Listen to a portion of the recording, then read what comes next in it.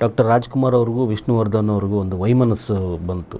ಇವತ್ತಿಗೂ ಸಮಾಜದಲ್ಲಿ ಅದೊಂದು ಕಪ್ಪು ಚುಕ್ಕಿಯಾಗಿ ಉಳಿದಿದೆ. ಅವತ್ತಿನ ಆ ದಿನಗಳ ಬಗ್ಗೆ ಏನಾದರೂ ತಮ್ಮ ನಾನು ಮಾಹಿತಿ? ಹಲವಾರು ಬಾರಿ ಅದನ್ನು ಹೇಳಿದ್ದೀನಿ. ಅವತ್ತಿನ ಗಂಧದ ಗುಡಿ ಚಿತ್ರೀಕರಣದ ಸಂದರ್ಭದಲ್ಲಿ ನಡೆದಂಥ ಒಂದು ಆಕಸ್ಮಿಕ ಘಟನೆ ಏನು, ಇವರು ವಿಷ್ಣುವರ್ಧನ್ ಅವರು ಬಳಕೆ ಮಾಡಿ ಅದ್ವಾನಿ ಲಕ್ಷ್ಮೀದೇವಿಯವ್ರನ್ನ ಒಂದು ಮರದ ರೆಂಬೆ ಮೇಲೆ ನಿಲ್ಲಿಸಿ ಹಗ್ಗ ಕಟ್ಟಾಕಿರ್ತಾರೆ. ಅದನ್ನು ಆಡಿಸ್ಕೊಂಡವರು ಫೈರ್ ಮಾಡೋವಂಥದ್ದೇನಿದೆ ಅಣ್ಣವ್ರಿರೋ ಕಡೆಗೆ. ಇವರು ಆನಂದ್ ಅನ್ನೋ ಪಾತ್ರವನ್ನು ಇವ್ರು ಮಾಡ್ತಾ ಇರ್ತಾರೆ, ಕುಮಾರ್ ಅನ್ನೋ ಪಾತ್ರದಲ್ಲಿ ಅಣ್ಣವ್ರು ಇರ್ತಾರೆ.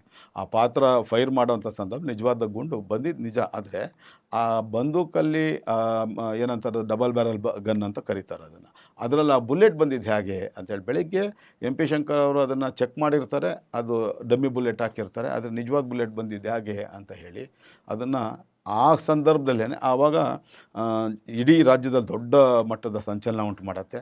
ಆಗ ಸ್ಥಳಕ್ಕೆ ಬರ್ತಾರೆ, ನಂಜನಗೂಡು ವ್ಯಾಪ್ತಿಯಲ್ಲಿ ನಡೆಯುವಂಥದ್ದು. ಮೈಸೂರು ಗ್ರಾಮಾಂತರ ಪೊಲೀಸ್ ಠಾಣೆ ಪೊಲೀಸರು ಬರ್ತಾರೆ, ಹೇಳಿಕೆ ತೊಗೊಳ್ತಾರೆ. ಅವತ್ತು ಅವ್ರು ಅಂದ್ಕೊಂಡಿದ್ದಿದ್ರೆ ವಿಷ್ಣುವರ್ಧನ್ ಅವ್ರ ಬಗ್ಗೆ ಕಂಪ್ಲೇಂಟ್ ಕೊಡಲ್ಲ, ಅವ್ನು ನನ್ನ ಸಹೋದರ, ಅದಕ್ಕೆ ಸಂಬಂಧ ಇಲ್ಲ ಅಂತ ಹೇಳ್ತಾರೆ. ಆ ಹೇಳಿಕೆ ಇವತ್ತು ಕೂಡ ಇದೆ.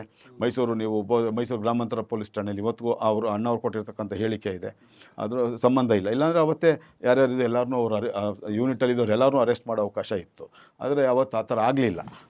ಆದರೆ ಅವತ್ತು MP ಶಂಕರ್ ಅವರು ಮತ್ತು ಬಾಲಕೃಷ್ಣ ಅವರು ಇದಕ್ಕೆ ಸಂಬಂಧಪಟ್ಟ ಪೂರಕವಾದಂಥ ಒಂದು ಪತ್ರಿಕಾಗೋಷ್ಠಿ ಕರೆದು ಹೇಳ್ಬಿಟ್ಟಿದ್ದೀರು. ಅದರಲ್ಲಿ ನಿರ್ಮಾಪಕರಾಗಿದ್ದಂಥವರು ಇವರು ಮತ್ತು ನಿರ್ದೇಶಕರಾಗಿದ್ದಂಥ ವಿಜಯ್ ಅವರು ಅದ್ರ ಬಗ್ಗೆ ಒಂದು ಹೇಳಿಕೆ ಕೊಟ್ಟಿದ್ದರೆ ಅವತ್ತಿಷ್ಟು ಗೊಂದಲ ಆಗ್ತಾ ಇರಲಿಲ್ಲ.